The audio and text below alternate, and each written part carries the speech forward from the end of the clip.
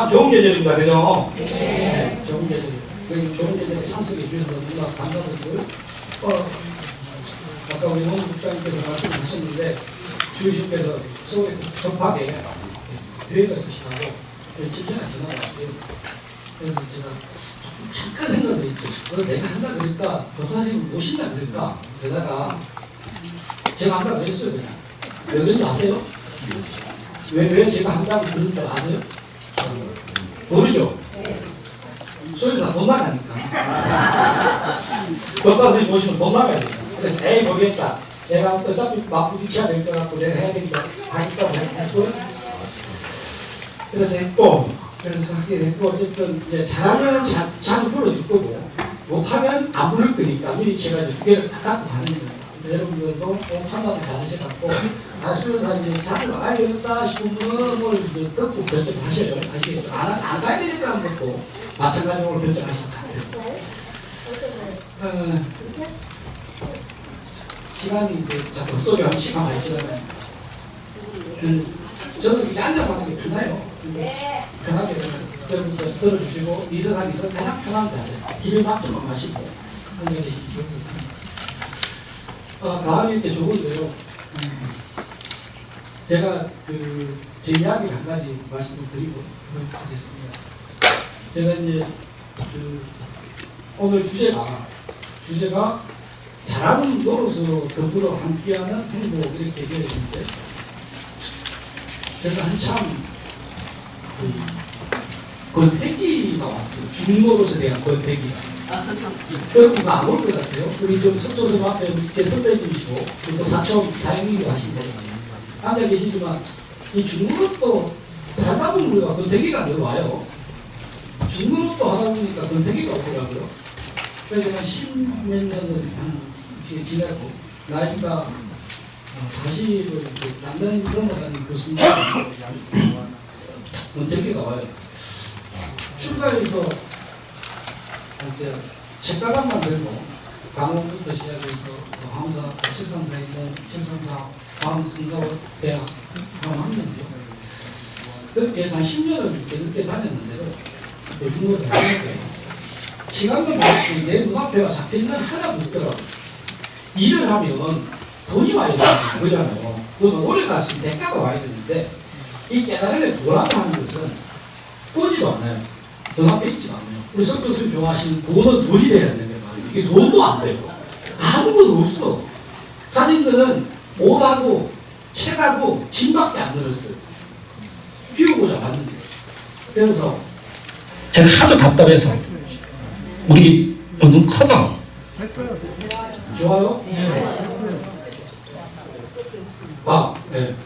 그래서 제가 하도 답답해서 지연사 선생님 누구지는 아시는 분 아시죠? 돈자 목자스님 지연사 선생님 되고 그래서 스님을 모시고 간 기회가 있어서 스님한테 그랬어요. 스님 도대체 중노를 잘하는 게 뭡니까? 잘 안 들리나 뒤에 과장님 깨워주세요. 저 뒤에 안 들리는 것 같아요. 도대체 스님 중노를 잘하는 게 뭡니까? 그랬어요. 화가 나고 짜증도 나고 그랬어요. 그때 이제 조금 그랬으면 아마 때리치우고 뭐 농사를 짓든가 장가가진 않았을 것 같아요. 장가갈 자신 없더라고요. 그랬을 거예요. 선방을 가든가 아니면 외국으로 공부를 하러 떠나든가 하여튼 몇 가지 이게 길을 가지고 생각을 하고 스님한테 그랬죠. 스님 도대체 중노릇 잘하는 게 뭐예요? 그랬더니 영감님이 가만히 운전하고 전 운전하고 가만히 가시다가 한 2, 3분간의 정적이 잠깐 흘렀어요. 그러고 나서 하시는 말씀이 사람 노릇 잘하는 게 중노릇 잘하는 거지 별거 있냐? 사람 노릇 잘하는 게 중노릇 잘하는 거래요. 그래서 이제 제가 그걸 화두를 잡고 얼마 동안 혼자 많이 생각을 했죠. 그러면 한 일주일 열흘일 거예요. 혼자 좀 술도 좀 먹어보고 그 전에도 먹었지만 이게 이제 결정타인 적이 있어요. 방황의 길 그리고 지리산 노고단 산에도 혼자 한번 가보고 그러면 도대체 사람 노릇 잘하는 게 중노릇 잘하는 거다. 뭐 여러분한테 화두를 삼아도 좋습니다. 그런데 그렇게 시간을 좀 보내고 나니까 이게 정리가 딱 됐어요. 뭐였냐? 내 안에 욕심이었어요. 사실은 욕심. 그 욕심을 뭐 구체적으로 지금 다 말씀드리기는 그렇지만 어쨌든 그 노릇 잘하는 게 노릇 잘하는 게 어떤 것인가. 우리 여기는 다 노릇들이 있습니다. 엄마 노릇, 아빠 노릇, 각시 노릇, 서방 노릇, 뭐 며느리 노릇, 장모 노릇, 사위 노릇, 다 노릇이 있습니다. 여러분들 곰곰이 생각해 보세요. 여러분 노릇 잘하고 계신지.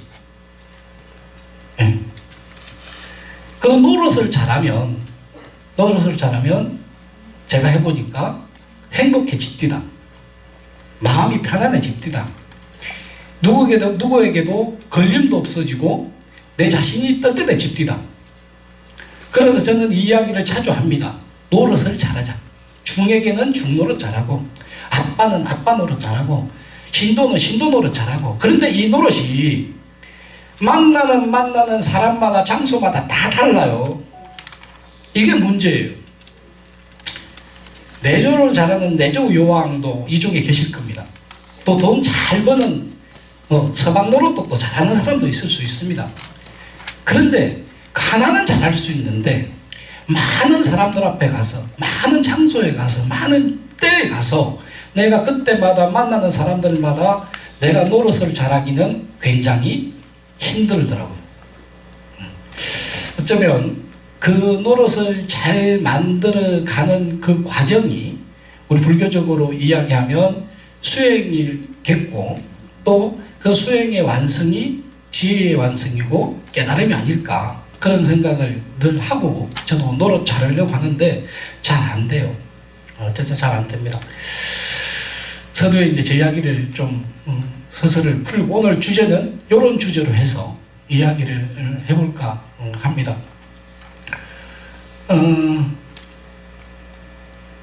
처음 생각은 이야기 안 하려고 그랬는데 바뀌었네. 주머니 열면 이야기할 거 많죠. 그래서 이제 저희가 그리고 나서 그의 겨울을 우리 실상사 맞은편에 있는 서진남이라고 하는 조그만 암자가 있어요. 혹시 가보신 분들 거의 없을 것 같아요. 실상사에서 걸어서 그러세요. 왜? 나한 도량입니다. 아주 나한님을 돌로 이렇게 자그맣게 모셔서 아주 좋은 곳인데요. 지리산 노고단이 뻥 뚫려서 보이는, 그래서 공부하거나 학업 성취나 이런 기도를 예전에 자식 성취, 덕남 기도를 많이 했던 곳이라고 하는데, 그래서 이제 그의 겨울에 거기로 올라갔어요. 마침 살 사람이 없고 물도 아주 빈약하고 차도 못 올라가고 짊어지고 한 40분을 걸어 올라가야 돼요. 먹을 걸 짊어지고. 그래서 제가 거기 한 10개월 정도를 이제 살다가 다시 실상사로 내려왔는데, 이때예요. 딱 이 가을이 됐는데 마당 옆에 큰 도토리 나무가 있어요. 이만한 게 아름다리가. 그래서 도토리가 툭툭 떨어져요. 야, 저거 한 나무면 내가 이게 한 사발은 만들 수 있겠다 싶어갖고 제 딴에는 열심히 아침마다 일어나면 이 도토리를 주워다가 물에다 담갔네요. 물에 담근 게 아니지. 큰 바구리에다가 처음에 갖다 놨지. 그랬는데 오늘 주워와도 그만큼 양이고 내일 주워와도 그만큼 양이에요. 도토리가 매일 없어져. 그리고 한날 가만히 창밖으로 이제 찬바람이 날 때니까 거기가 해봐가 600, 700 되니까 밑에는 따뜻해도 추워요. 그래서 유리 창문이 있는데 유리 창문으로 이렇게 보니까 이놈의 도토리 가족이 정신이 없네. 이놈을 가져가느라고. 근데 그 도토리가 누구 거예요? 네, 제가 도둑놈이었어요. 제가 도둑놈이었어요. 왜 제가 이 말씀을 드리냐 그러면, 제가 이제 우리 수행사 법회 1호 법회를 할 때는 늘 서두에 이런 그 작은 이야기들, 제가 또 경험했던 이야기들, 또 좋은 구절들에서 말씀을 드립니다. 내가 의도하지 않게 뭔가를 향할 때가 있는 거예요. 부지불식간에. 우리는 이제 이런 마음들인 거죠. 그래, 마음을 잘 쓴다고 하는 것은 내 마음을 잘 쓴다고 나는 썼어요. 나는 그걸 욕심이라고도 볼 수 없는, 그냥 떨어진 도토리 나는 주워서 먹겠다는 거였거든요. 저는 도둑질하고 싶은 생각 없었어요. 그런데 결론적으로는 다람쥐에게는 제가 도둑놈이었던 거죠. 예, 여러분들도 일상의 아마 삶들을 일구어 살아나가다 보면 그런 일들이 있을 거예요. 분명히 나는 그냥 내 일상대로 내 뭐 생각대로 내 말도 하고 행동도 하고 이렇게 하고 있는데 어느 날 보면 뒤돌아서 보면 상대에게는 그것이 피해가 되고 있고 마음을 아프게 했고 상처를 주는 결과를 낳을 수 있거든요. 그렇죠? 그래서 늘 매사에 좀 그것도 역시나 노릇을 잘하는 것 중에 들어갑니다. 예. 그러면 이제 여기 제가 안 보이니까 그냥 제 식대로 할게요. 요거 여러분들 브리트 드린 것을 여러분들 알아서 참조로 하시면 되겠습니다. 그러면 내가 노릇을 잘 하려면 어떻게 해야 될까? 노릇을 잘 하려면 어떻게 해야 될까? 노릇을 잘 하려면 불교적으로 좀 접근을 하고 이야기를 해봅시다. 노릇을 잘 하려면 노릇을 지금 노릇을 잘 못하고 계신 거예요. 왠지 아세요? 여러분들은 자꾸 쓸데없는 소리라도 자꾸 찌끄려야 돼요. 그래야 선생님들이 듣고 공부를 해요. 이게 지금 나와요. 이게 구절에. 자, 그러면 이제 제가 생각하는 노릇의 정리를 좀 해보도록 하겠습니다. 여러분들이 노릇을 잘 하시려면 여러분들을 잘 살피셔야 됩니다. 나는 누구인가? 요 불교적으로 가져오면 부처님은 어떤 분인가? 여러분들 부처님 제 뒤에 있는 노란 외투 입고 계시는 저 양반만 부처일까? 저 양반을 보고 우리가 부처라고 생각하는가? 그렇다면 부처는 어떤 분인가? 또 부처는 무엇을 추구하는가? 무엇을 목적으로 했던가? 왜 출가를 했던가? 왜 중생구제를 한다고 했던가? 왜?를 가지셔야 됩니다. 나는 누구이고 부처는 누구이고 그걸 여러분들 개개인에게 접목을 시켜본다면 나는 누구이고 부처는 누구이고 부처는 무엇을 추구하는가? 나는 무엇을 추구하면서 인생을 살아가고 있는가? 이 정리를 먼저 하셔야 돼요. 이 좋은 가을에 단풍이 되니까 이쁘다 그 생각만 하시지 말고 지나가면서 잠깐 운전 중에도 좋고 잠깐의 차 한 잔의 여유를 가지시면서 그동안에도 잘 정리를 하셨겠지만 나는 누구인가? 또 불교적으로 부처님은 어떤 분이셨을까? 또 그분은 무엇을 추구하면서 중생제도를 위해서 그렇게 길 위에서 45년이라는 고도의 길을 보냈을까? 그러면 나는 누구이고 나는 무엇을 추구하면서 지금 인생을 이 가을을 맞이하면서 살아가고 있을까? 이런 문제들이 먼저 선행이 돼야 됩니다. 그 다음에 해야 될 게 있죠. 그렇다면 내가 어떤 목적점이 정해졌어요. 오늘은 행복이라는 주제로 행복이겠죠. 아마 추구하는 것들은 제가 생각한데 부처님이 추구했던 것들로 중생이 모두가 편안하고 안락하다고 하는 것은 중생의 행복을 이야기하기 위함이었습니다. 여러분 모두도 다 어쩌면 그런 행복을 추구하기 위해서 인생을 살고 뭔가를 가꾸어 나가고 있다는 거죠. 그러면 우리가 실천해야 될 게 무엇인가가 나오잖아요. 내가 뭘 어떻게 해야 될 것인가? 무엇을 어떻게 해야 될 것인가? 이걸 불교적으로 보면 내가 행복해지려면 내 안에 있는 고통을 남겨둬야 됩니까? 없애야 됩니까? 없애야 되는 거죠. 그 고통을 없애는 길을 부처님은 뭐라고 그랬죠? 불교에서 고 하면 에레기 화엄불교대학 몇 번씩 다녀갖고 다 뻥이야.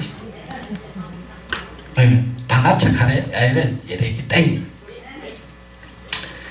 여러분 고고 합니다. 고소도 왕고 투고가 아니고 고소톱에서 왕고 투고가 아니고 그 고통의 문제를 부처님은 사성제라고 하는 진리를 말씀을 하셨어요. 사성제의 진리를 제대로 알면 중생은 행복하고 안락해진다. 이렇게 전단을 내리신 거예요. 그러면 그 사성제를 제대로 없애는 길을 우리가 불교에서 뭐라고 그래요? 8가지를 이야기하죠. 그거는 이제 아시겠죠? 예, 8정도를 이야기하고 있습니다. 그런데 이 8정도를 가만히 이렇게 쳐다다 보면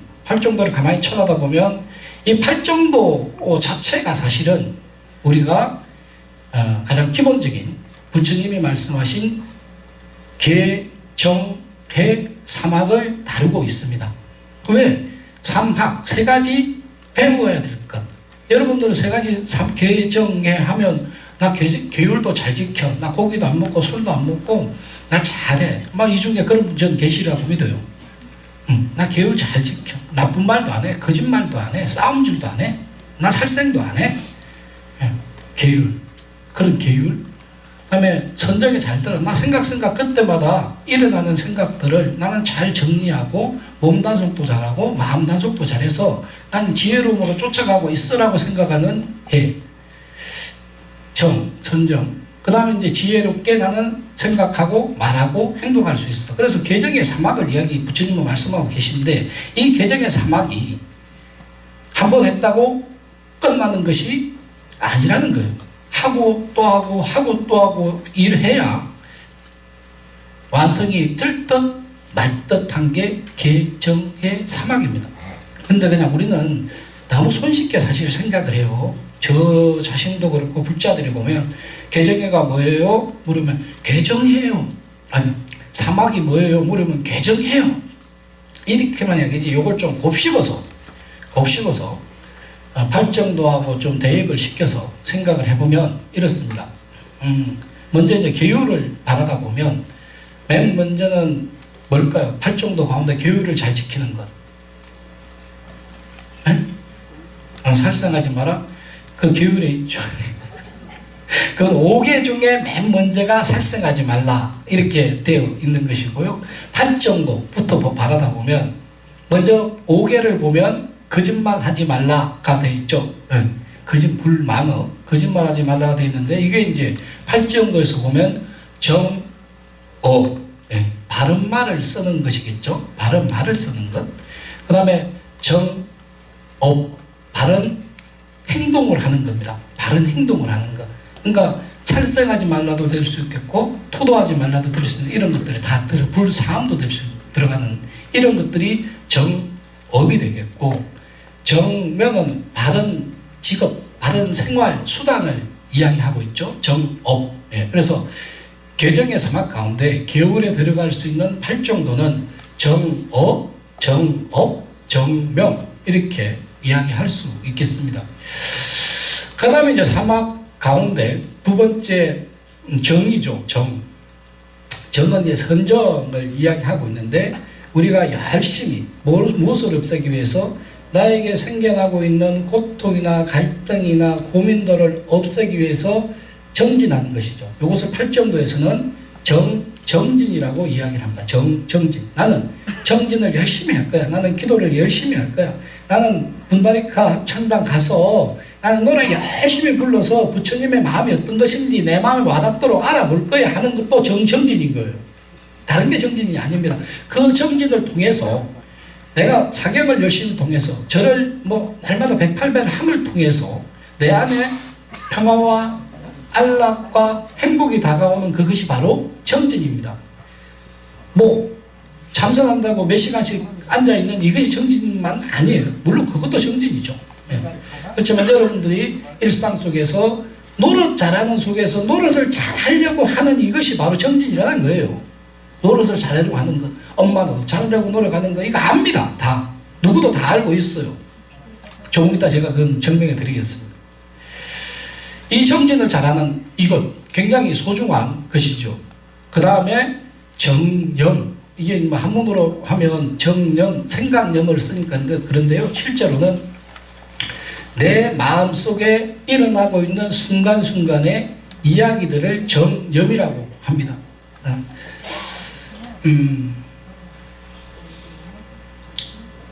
참 말하기 힘든 게 정념일 수도 있고 쉬울 수도 있는 어떤 거냐면 내가 바라다 보면 떠오르는 거. 할까 말까 갈까 말까 이때가 바로 보이는 그 현상의 순간에 일어나는 마음을 우리가 정념이라고 합니다. 이걸 이제 초기 불교에서는 사띠라고 이야기를 하고 있는데요. 사띠라고는 우리는 익숙해진 대로 정념이라고 하겠습니다. 그때 순간순간 일어나는 내 마음의 변화, 움직임, 느낌을 정념이라고 합니다. 그 다음에 이제 정정. 자, 정사유를 통했고 정어를 통하고 정명을 통해서 내가 쭉 8정도 나머지 것들 아니면 그 위에 부차적인 것들을 내가 다 숙지해서 내 것으로 온전히 소화시켜내서 지혜로움을 완성시켜 나갈 수 있는 것, 이것이 아마 정입니다. 108정도의 맨 마지막이죠. 그래서 다시 이제 또 잊어버릴까봐 정리를 또 해가면서 가면 사막 가운데 맨 먼저 개는 정업, 정명 이렇게 할 수 있겠고, 다음에 이제 두 번째 선정, 정에 해당한 것들을 8정도에서 보면 정진, 정념, 정전 이렇게 세 가지가 됐어요. 근데 나머지 두 가지 남았어요. 두 가지 뭐 남았죠? 회에 해당하는 두 가지. 그게 잘 안 외워져도요. 저도 8점도 못 외워요. 보고 해요 지금. 정견과 정사유가 되겠습니다. 지혜로운 사유, 요거는 맞다는데 정견이 무엇이 왜 눈으로 떠여서 바라다 보고 있는데 왜 스님 그걸 지혜라고 해요? 왜 스님 그걸 지혜라고 할까요? 나 눈 뜨고 내 눈 뜨고 내가 보잖아요. 그게 왜 지혜예요? 삿된 견해를 보지 않는 것을 정견이라고 합니다. 삿된 것을 보지 않는 것. 이게 정견, 반대로 그렇잖아요. 자, 정견은 올바로 바라다 보는 것인데 삿된 마음으로 가지고 바라다 보면 정견이 안 되는 거예요. 삿된 게 들어가 있는 거잖아요. 그렇죠? 네. 우리는 생각할 때 아니 저만 생각할 때 그렇게 표현하는 것도 또 바르겠네요. 제가 생각할 때 세상은 다 이상한 사람들만 모아놓은 것 같아요.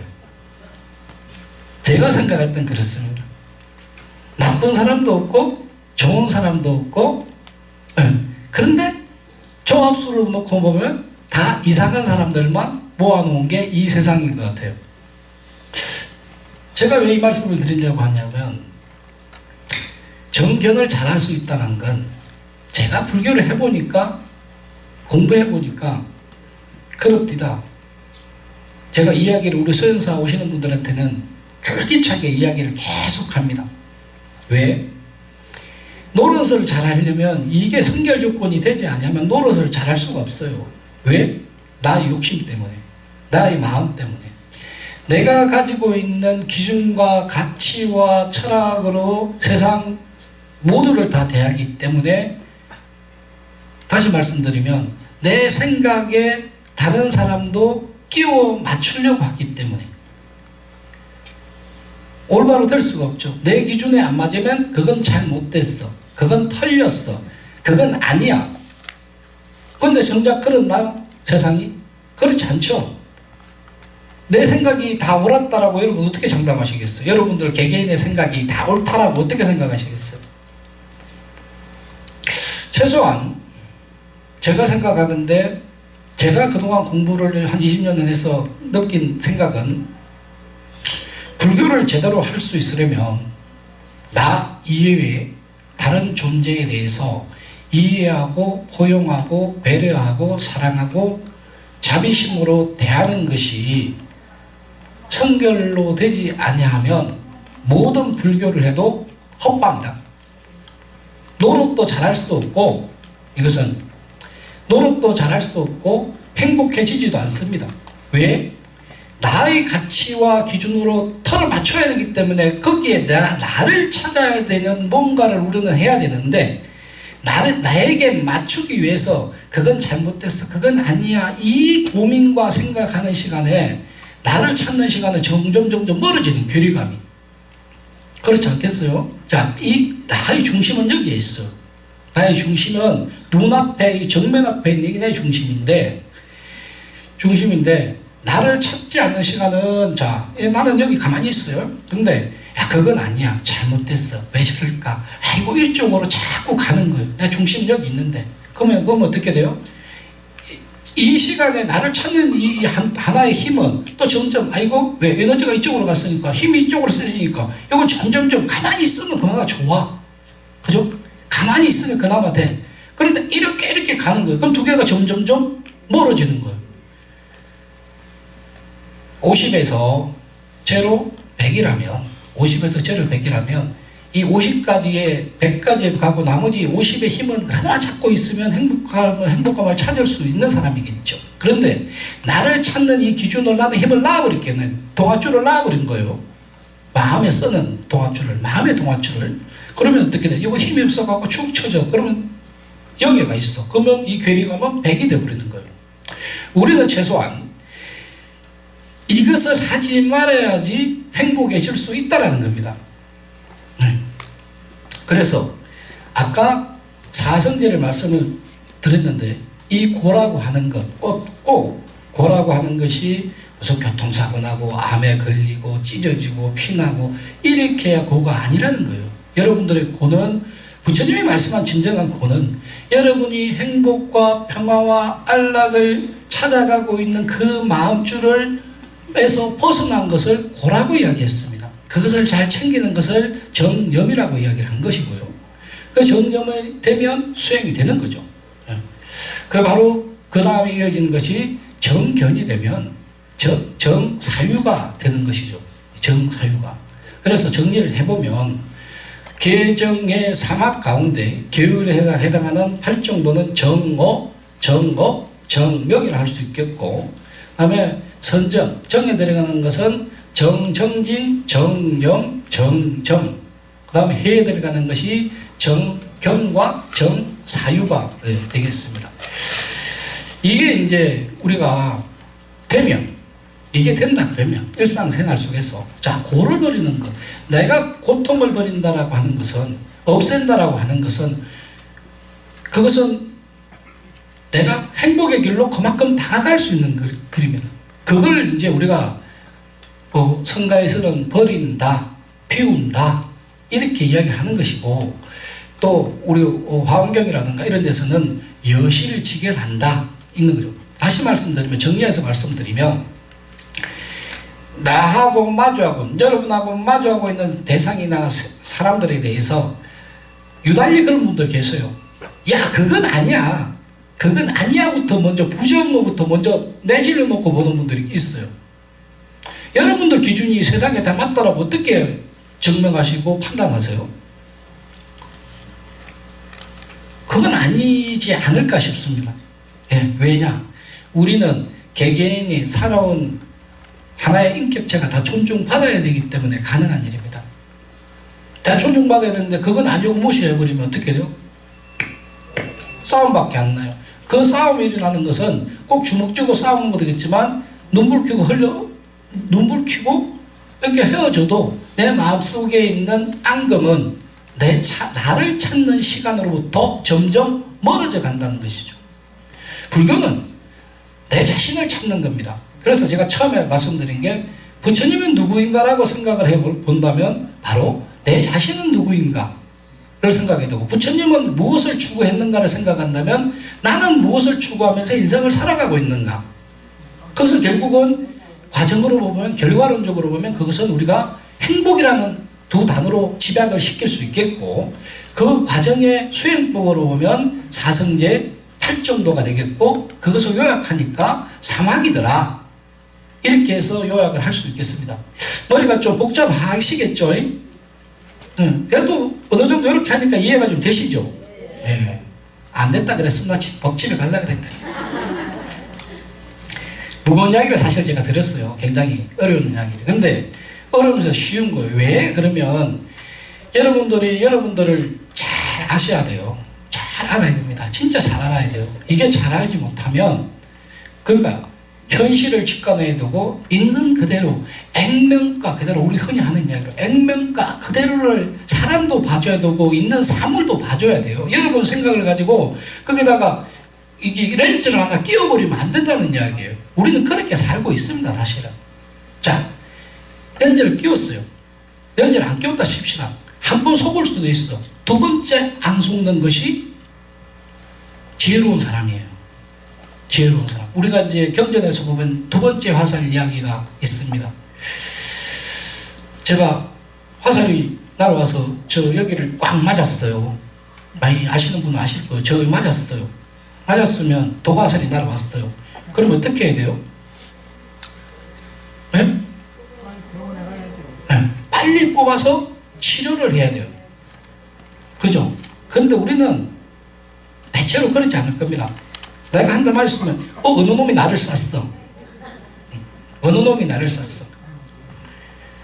여러분들 일상의 경험 속에서 사람들과 마주하고 있을 때 저것이 나를 찔러? 아프다? 너 다음에 너 찔러줄 거야. 내가 이렇게 돼서는 안 된다는 거예요. 왜? 그 사람이 나를 찍었을까? 찔렀을까? 내 마음에 뭔가를 이 미동을 건드리게 했을까? 이걸 생각하셔야 된다는 거죠. 그러려면 제가 잘 써먹는 방법, 전주에서 한 번인가 두 번인가 이 말씀 드렸어요. 여러분들 잘 아시려면 거짓말 안 해보신 분 계세요? 나 진짜 살면서 50년 60년 살면서 나 거짓말 한 번도 안 해봤다. 거짓말 안 하면 사람 아니래요. 네. 거짓말 저도 해봤거든요. 많이 해봤어요 저는. 근데 뭐 선의의 거짓말 이런 건 다 접어두고요. 제가 이 말씀을 왜 드리냐 그러면 거짓말은 또 다른 거짓말을 만들게 됩니다. 그죠? 네. 거짓말 한 개를 하면 두 개, 세 개를 만들어요. 그러면 이 중에서 도둑질 안 해보신 분? 도둑질 안 해보셨어요? 우리 저분을 위해서 박수 한번 쳐주세요. 네. 이야, 참나 쟤네 금방 뻘니까 금방 뻘으면 나는데 제 표현으로 제 생각에서는 제가 이 이야기를 많이 씁니다. 한번 여러분도 곰곰이 생각해 보세요. 짝사랑도 도둑질일까요? 아닐까요? 짝사랑이 도둑질일까요? 아닐까요? 네. 그래. 여기는 좀 수준이 있네. 연합 보니까 지난번에 어디야 화원불교대 가고 우리 수연사 사람들하고 강의하면서 이렇게 물어보니까 짝사랑 도둑질 아니래. 고개가 가구덩이 있어요. 짝사랑도 도둑질이에요. 어떤 측면에서? 아까 제가 말씀드린 불교적인 수행적인 측면에서. 왜? 내가 내 자신을 찾기 위해서 수행하고 사성제롭사하고 고로통으로서 쭉 나가야 되는 판에 이거 짝사랑이 눈물을 갖고 이게 뭐 지금 잠도 못 자고 맛있는 거 먹으러 다녀야 되고 옷도 이쁘게 해야 되고 화장도 해야 되고 이 문제가 생기는 거예요. 그죠? 짝사랑도 도둑질이에요. 내 마음을 뺏기는 측면에서는. 도둑질 이야기하면 여러분들 잘 찾아야 되는 부분이 있습니다.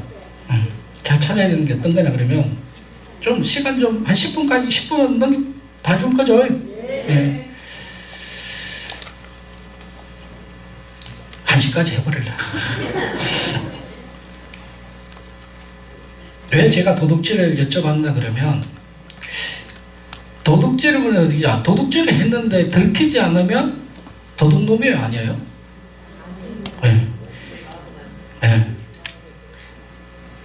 누구도 내가 도둑질을 했는데 들키지 않으면 나는 도둑놈이 아니에요. 그런데 정작 내 자신에게는 도둑놈이죠. 곰곰이 여러분을 생각해보면, 그러면 이 이야기를 다시 생각해보면 내가 나를 가장 잘 알고 있다 없다? 네, 여러분들만이 여러분들을 가장 잘 아는 거예요. 그러면 여러분은 어떤 사람인지 여러분들이 너무 잘 알아 다리죠. 생각을 해야 됩니다. 그렇게 해서 나에게 오는 고통이 무엇인가를 알고 있습니다. 이해들 가셔요? 나에게 오는 고통이 무엇인가를 아는 거예요. 그럼 나에게 어떤 게 고통인가를 내가 곰곰이 생각을 하셔서 바로 말씀드린 대로 팔정도로서 개정의 사막으로서 어디에 이르기 위해서? 행복에 이르기 위해서, 안락에 이르기 위해서, 평온함에 이르기 위해서 여러분들이 수행을 하셔야 돼요. 그 수행의 방법은 여러 가지입니다. 법문을 열심히 듣는 것도 되겠고, 불교 서적을 열심히 읽는 것도 되고, 기도를 열심히 하고, 간세보살, 지장보살 해도 좋습니다. 사경을 해도 되고, 절을 해도 되고, 노래방 가서 노래를 불러도 됩니다. 왜? 노래방 가서 노래를 불러서 광 한번 쳐서 내 마음이 행복해질 수 있다면 그렇게 해야 되지 않겠어요? 소주 한 2병 먹고, 삼겹살을 소주 한 2병 먹고 내가 행복해질 수 있다면 그렇게 해야죠. 그렇지 않겠어요? 바로 이것을 만들어. 여러분들이 누구인가를 알지 못하면서 나는 행복해지기를 바래. 행복한 거 돈 많다가 행복할까? 해나 꽁떡이래나. 자식이 잘 됐다고 행복할까? 해나 꽁떡이래나. 아닙니다. 분명히 아니죠. 여러분들 다 경험들 하셨어요. 나에게 행복한 건 무엇인가? 바로 행복을 찾는 길대로 여러분들 만들어 가셔야 된다는 거죠. 어떻게? 내가 내 인생의 주인공, 내가 내 자신을 가장 잘 알고 있기 때문에 내 자신을 어떤 과정을 통해서 자성제든 활정도든 기도든 뭐든 이걸 만들어서 행복으로 가야 되는 겁니다. 이게 노릇을 잘하는 과정이기도 하고, 그렇잖아요. 내가 누구인지를 알면, 다시 말하면 불교적으로 이야기하면 부처님이 누구인지를 잘 아는 것과 내가 부처로 살아가는 거죠. 내가 누군가를 잘 알면 내 노릇을 하기가 그만큼 편해지는 거예요. 마치 이런 과정이 없이 나는 행복해지기를 바래. 난 행복해질 거야. 어떻게 하면 행복하지 생각하는 사람은 진짜 도둑놈입니다. 마치 학생이 공부 안 하고 합격하기 바라는 것 같고, 일하지 않고 부자 되기 바라는 거 똑같고.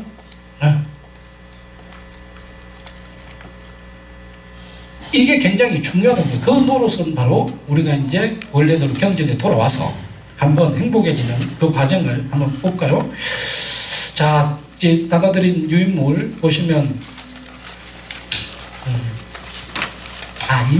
이 말씀 이거 가기 전에 아까 제가 이제 그 말씀 잠깐 들었었어요. 나 이외에 내 앞에 있는 대상을 인정하고 존중하고 배려하고 자비심으로 대하는 것이 불교의 최선이다라고 저는 그렇게 생각을 합니다. 예. 그게 여러분들 선결 조건이 다 돼야 돼요. 그러려면 우리가 흔히 이야기하는 사랑. 이것을 한마디로 제가 지금 내 앞에 있는 모든 대상을 이해하고 포용하고 사랑하고 자비심으로 대하는 것, 이것이 같은 말로 좀 집약을 시켜보면 이렇게 할 수 있습니다. 사랑은 뭐라고 생각하세요, 회장님? 사랑이 뭐라고 생각해요?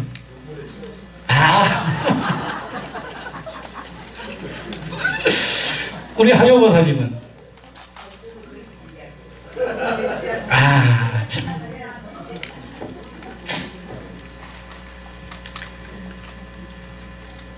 누구한테 물어볼까? 제가 아는 분이 별로 없어가지고. 저기 우리 29기 회장님, 사랑은 뭐예요? 있습니다. 옛날에 사랑은 눈물의 씨앗이고, 윤수인은 사랑을 뭐라 그랬어요? 사랑만 않겠어요 그랬어요. 자, 어쨌든 내하고 마주고 있는 사람을 우리는 사랑을 해야 되는 거예요. 사랑을 잘하면 노릇이 잘하게 되는 건데, 사랑은 볼제식 표현일 수도 있겠습니다만, 진짜 사랑은 이해하는 것. 상대방을 이해해 주는 게 사랑이에요. 옛날 속담으로 보면 미움 정도, 미움 정도, 고운 정도 정은 그건 당연한 거고, 그 미운 정도 정이라고 하는 말을 곱씹어서 생각해 보면 미운 정도 정이라고 하는 이해하는 겁니다. 예. 아마 우리 보살님들 많이 계신데 짝지들 때려잡아 갖고 싶죠. 미워 죽겠죠 때로는. 아마 그 사람들도 마찬가지예요. 그래도 결혼을 해서 만나서 이렇게 수십 년을 살 수 있다는 것은 아마 이해하는 것이 있었기 때문에 가능한 것입니다. 단점도 그렇게 봐주는 거예요. 이해하면서. 이게 사랑이다. 이걸 이제 아까 제 식으로 불교적으로 보면 내 앞에 있는 대상을 이해하고 사랑하고 포용하고 자비심으로 대하는 것이 바로 불교적인 거라면, 우리가 일반적인 용어로 좀 하면 사랑은 이해하는 것이다. 좀 여러분들이 이게 따로 가지 않았으면 좋을 것 같아요. 늘 제가 지금 드리는 말씀들이 여러분 생활 속에서 스님 말씀은 스님 말씀이고 나는 또 나대로 가면 또 뭐가 있는데, 그렇게 하시지 말고 자꾸 이렇게 접목을 시켜야 여러분들이 공부가 돼요. 그러니까 이 일요일날 귀한 시간에, 이 좋은 가을날 법무들은 이게 돼요. 근데 대부분의 불자들은 제가 경험해 보건데 이 법당문 나가면 이건 따로야. 가면 막 밥 먹는데 떡 하나 더 먹으려고 난리 구시고 어떻게 누룽지 하나 싸갈라 그러고 그러면 안 돼. 그러면 그런 걸 보고 뭐라냐 그러면 우리가 도로함이 타부를 하는 거예요. 네, 다른 게 도로함이 타부이 아니고 그걸 보고 도로함이 타부를 하는 거예요.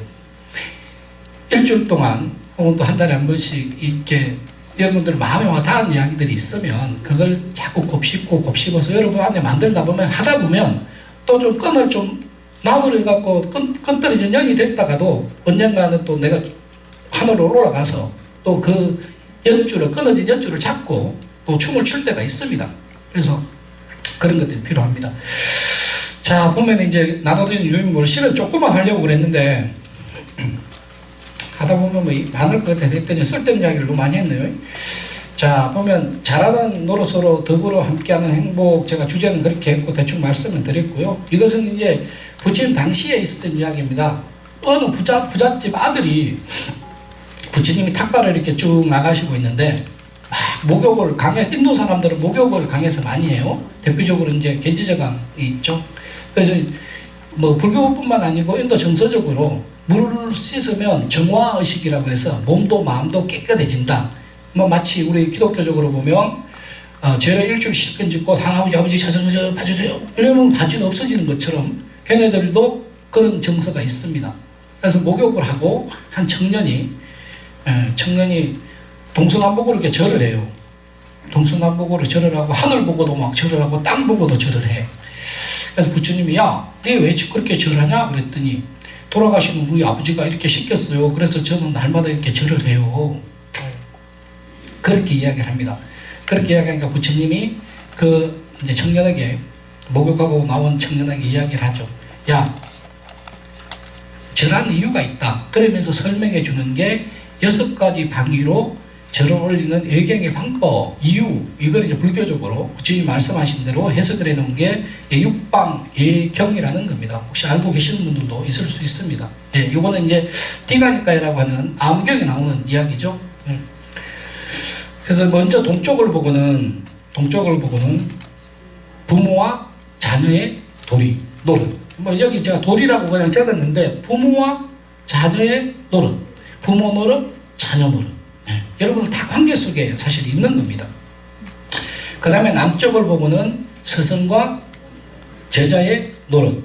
네. 그 다음에 서쪽을 보고는 아내와 남편의 노릇. 그 다음에 북쪽을 보고는 친구와 친구 사이의 노릇. 그 다음에 위를 보고는, 하늘을 보고는 고용인과 고용인, 그러니까 주인과 피고용인이겠죠? 고용의 노릇. 옷 짜놨죠, 그죠? 그 다음에 아래로는 사문과 시주자. 네, 여러분과 바로 저의 관계. 그래서 오늘은 요거만 가지고 1시간 하려니까 시간도 모자랄 것 같고 그래서 처음에는 한 가지만 했다가 그냥 기왕이면 해서 사문과 시주자의 도리, 그 다음에 아래쪽을 보고, 그러면 이제 위쪽을 보고, 서쪽을 보고 아내와 남편의 도리를 이렇게 했습니다. 먼저 여러분 다 경험들이 있으시잖아요, 그죠? 석조 스님하고 저만 없지. 예. 참 이 중에 재밌는 이야기 있어요. 남편의 도리 한번 볼까요? 먼저 우리 그 사람들, 우리 회장님 도리를 이제 보고 잘 하셔야 돼요. 이 아내를 공경할 것, 이게 똑같은 이야기입니다. 서방님을 공경할 것, 아내를 공경하는 것. 우리가 이게 전라도 말로 이물어지면 알죠? 네, 이물어지면 함부로 해요. 그죠? 이 이물을수록 더 존경하고 배려를 해야 되는데 이물어지면 함부로 해요. 이거는 굉장히 조심해야 될 것들입니다. 사실은 특히 나이가 들수록 이 나중에 이 무시도 못 씹을 때쯤에 밥을 제대로 한 끼라도 얻어먹으려면 지금부터라도 잘하셔야 돼요. 서로 공경해 줘야 됩니다. 굉장히 부부간에 중요한 내용입니다. 그 다음에 말도 마찬가지죠. 함부로 하게 돼요. 이물어지면 말도 함부로 하게 됩니다. 행동도 함부로 하는 것이고 마음도 이거 함부로 하게 된 것이고 말도 함부로 하게 되는 것. 예, 이런 것들 부드럽게 말하는 것. 그 다음에 매사에 충실하여 믿을 수 있게 하는 것. 자, 남편으로서 상대방이, 아내가 혹은 가족들이 나를 믿고 따라올 수 있도록, 이거는 뭐 그냥 건들건들 세상을 살지 말라는 얘기예요. 왜냐면 한 가정은 우리가 이루고 있는 가장 작은 공동체입니다. 이걸 다시 이야기하면 정치적으로 보면 가장 작은 공화국이 한 가정입니다. 그렇죠? 우리가 배 선장을 잘 만나서 믿고 의지하듯이 한 나라의 대통령이 그렇듯 도지사를 그렇듯 제대로 되려면 가정의 가장도 충실하고 믿음직스러워야 됩니다. 이런 역할들을 그 사람들 하셔야 돼요. 그냥 그냥 제가 알아서 그렇지 이렇게 대충 하면 안 돼요. 아시겠죠? 이게 굉장히 중요한 겁니다. 그 다음에 적당히 권한을 넘겨줘야 됩니다. 누구에게? 아내에게. 혹시 이 중에 돈 10,000원짜리 하나 이렇게 해갖고 아직도 엉켜지고 안 주는 분 계실지 모르겠어요. 그 사람들 중에. 우리 저기 남원 실상사에 가면 보살님이 한 분 계세요. 그분 연세가 이제 69, 18에 시집 왔으니까 50년을 넘게 살았죠. 그게 됐겠네요. 큰아들이 저하고 동갑이니까 50년을 넘게 살았습니다. 분명히. 그런데요, 농사를 많이 지어요. 고사리도 하고 고추도 하고 버섯도 하고 논농사도 짓고 농사를 많이 해요. 근데 이 거사님이 하루에 소주를 2병씩을 기본으로 잡숴야 돼요. 그런데 돈을 시장 가려면 무식이 아버지 나 돈 장 볼 거 돈 줘야 돼 이래야 돼요. 보살님이 죽을라 그래. 그러니까 소위 비상금, 비자금이라고는 생각도 못해요. 보살님. 근데 쟤네는 열심히 와. 쟤네는 그 수십 년을 그곳이 고향이셔서 수십 년을 열심히 오셔서 뒷일을 다 하고 이런. 자식들이 명절 때 이제 다 장성했으니까 한 번씩 주는 것도 아는 거예요. 그래서 딱 그거 줬잖아. 그러면 그만큼. 자식들도 자기 아버지가 그런 줄을 아니까 따로 봉투를 주는 거예요. 따로 봉투. 여러분들도 그렇게 받으시죠. 따로 봉투를 받아서 그 비자금 관리까지도 다 하는 거예요. 저는 못 봤어요. 아마 이제 그 이야기를 하면서 보살님이 저하고 되게 친해요. 특히 그때 제일 어려웠을 적을 이야기하더라고요. 언제? 아이들 키울 때 이 엄마한테 돈 달라기가 쉽지 아버지한테 돈 달라기가 어렵잖아요. 그럼 엄마 나 필요해. 공책 사야 돼. 연필 사야 돼. 이래야 되는데 그때 돈 500원 공책은 100원이었잖아요. 연필 하나에 30원 50원 할 때니까 저 어렸을 때 보면 그때마다 가갖고 어식이 아버지 돈 줘야 돼. 그러면 또 이렇게 딱 집어넣고 안 주는 거예요. 얼마나 이게 그죠? 그래서 남편은 적당한 아내에게 권한을 줘야 됩니다. 그게 결국 다 어디로 가겠어요? 다 가정부로 집으로 들어갑니다. 그 어리석은짓 하지 마시고 혹시 이 중에 그런 분 계시면 바로 가서 한 달에 얼마씩 좀 떼주세요. 나중에 나이 들어갖고 못 얻어먹어. 안 돼. 그 다음에 이제 마지막으로 이게 보살님들 잘 들으세요. 남편한테 그렇게 남편도 잘하면 어떤 게냐 때에 맞추어서 옷이나 장신구를 사줘야 돼. 남편은 각시한테 오늘 이 말씀 듣고 저 롯데백화점 가셔갖고 우리 각시 추워지니까 할부로 카드 하나씩 끄고 이렇게 따뜻한 옷 한 벌씩 사다 드리세요. 그러면 얼마나 좋아. 그죠? 이걸 반대로 생각을 해보면 아내는 남편에게 얻어입을 권리가 있다. 이렇게 되는 거예요. 왜? 반대로 내가 잘하면, 아내의 노릇을 잘하면. 저는 며칠 전에 추워가지고 옷장만 했어요. 사줄 여우 같은 각시도 없고. 그래서 나는 어디를 갔는데 나를 춥고 그래갖고 조끼 하나, 패딩 조끼 하나 샀어요. 돈 8만원씩 해가지고. 돈이 좀 아깝긴 하네. 세일했어요. 2월 상품. 따뜻하긴 합니다. 그 사람 아시겠죠? 이국 국장님. 오늘 그 보살님 해야 돼요. 이거 그 꼬불 치는 돈 있잖아요. 저기 사위랑 며느리가 준 거 추석 때. 예? 이거 해야 돼 진짜. 예? 이게 마찬가지로 해야 된다니까요. 그 다음에 아내의 도리를 보면 역시 이제 뭐 부처님 당시의 이야기인데 요즘하고 거의 맞는 이야기이기도 합니다. 이게 아내는 가정사 맡은 일을 잘 해야 됩니다. 그죠? 아무리 우리가 이제 여성 상위 시대고 우먼 워커들이 있다고 하더라도 아마 아직까지 우리나라 한국 사회에서 가부장적인 이 제도 하에서는 가정사는 대부분의 여자의 몫이죠. 기본적인 것들은 해야 된다고 생각을 하면 스님이 이상하게 되겠죠.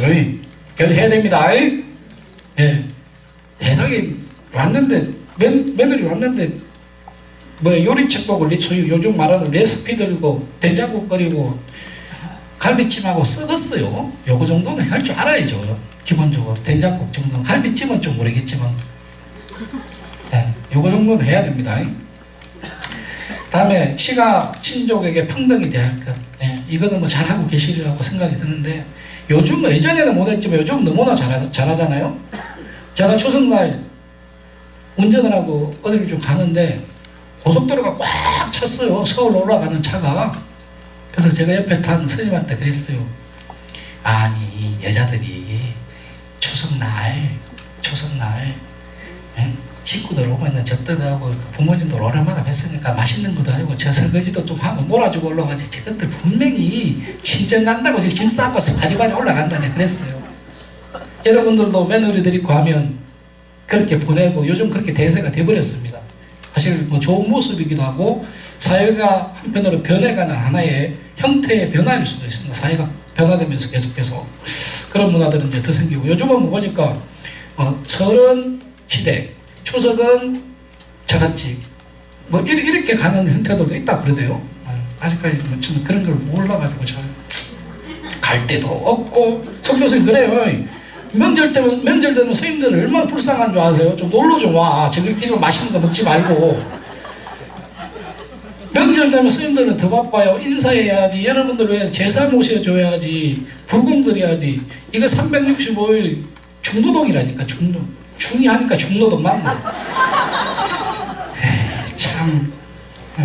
어쨌든 시가와 친족을 평등히 대할 것. 우리 집이 좀 잘 산다고 해서 내가 좀 가정 편이 괜찮다고 해서 우리 시부모님 우리한테 재산 물려준 것도 없고 그렇다고 해갖고 소홀히 하지 마시고 그래도 우리 신랑을 있게 해준 시부모인 거예요. 그죠?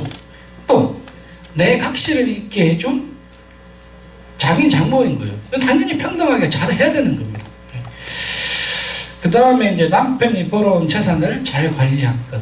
벌어오면 이거는 흥덕법 뭐 통장 맡겨놨다고 그래서 이 친정만 챙기지 말고 또 친정 식구들만 챙기지 말고 내 또 옷만 사지 말고 남편도 또 옷 한 벌 사주고 계절이 바뀌면 이렇게 해가지고 우리 저 속가 이야기를 할까요? 우리 큰형수가 군산 사람인데 좀 못됐어요. 요약에 더 걸리세요. 못됐는데 지 옷만 사 입고 우리 형님 옷은 안 사주더라고. 군산 사람들이 다 그렇진 않을 것 같은데 지 몸에 막 묻히는 거는 잘해요. 근데 형님 건 안 해주더라고. 우리 형님 좀 불쌍해. 네, 보니까 연락을 잘 안 하는데요. 예전에 보니까 그렇더라고. 지금 곰곰이 생각해 봅니다. 제가 이런 경전들을 보면서 절을 많이 바라다 봐요. 절을 많이 바라다 보면 도움도 되고 또 이게 이렇게 사회에서 사는 거 어떻게 잘 알지? 그 매체에서 가져다 주는 거 아니에요. 혼자 생각해. 그래서 생각해갖고 이렇게 보면 맞더라고요. TV를 봐도 맞고 요리를 봐도 맞고 그렇습니다. 그 다음에 이제 모든 일을 처리함에 있어서 건면하고 이건 다 잘 하실 거라고 생각이 들고 이제 시간이 됐으니까 요 정도만 하고 나머지는 여러분들이 참고를 좀 하시면 좋을 것 같고요. 제가 이제 정리를 좀 하면 이 노릇을 잘한다고 하는 것은 바로 여러분 자신이 누구인가를 잘 챙겨볼 때 노릇을 잘할 수 있게 됩니다. 그리고 무엇보다도 큰 것, 중요한 것, 내가 가진 것만큼입니다. 내 마음도 내가 가진 것만큼이고 재물도 가진 것만큼 노릇을 할 때 써야 됩니다. 예.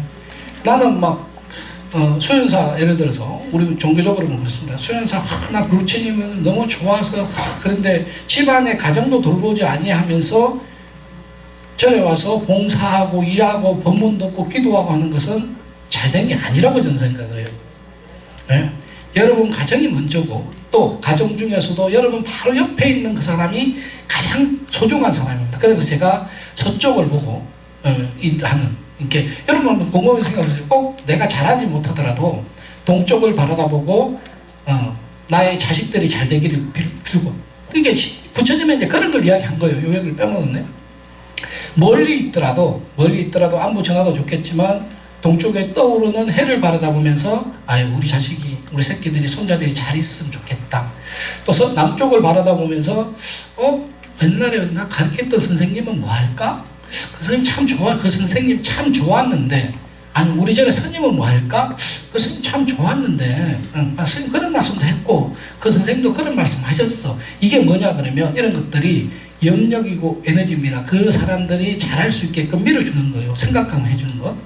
그 다음에 서쪽을 보면 남편과 아내의 돌이 군사당에 가가지고 떠가는 석양만 보고 아 이쁘다 너무 좋다 사진만 두세 번 올고 찍지 말고 카카오 스토리 막 올리려고 그 친구한테 저기 밴드에 올리려고 막 하지 말고 아이고 우리 각시도 저런 거 봤으면 좋았을 건데 저 그때 좋았지 처음 만났을 때 눈에 콩깍지 꼈을 때 이런 걸 하시라는 거예요. 이런 거 지금 부처님은 그 다음에 이제 북쪽을 바라다보고는 친구 좋았던 친구도 있고 나쁜 친구도 있습니다. 이 좋았던 친구에게는 화해의 마음의 메시지를 보내야 되는 것이고 좋은 친구에게는 계속 좋으면 되는 거예요. 그 다음에 위쪽을 바라다보고 뭐 다 아래 위에 사람들이 있을 수 있잖아요. 그죠? 이런 생각들.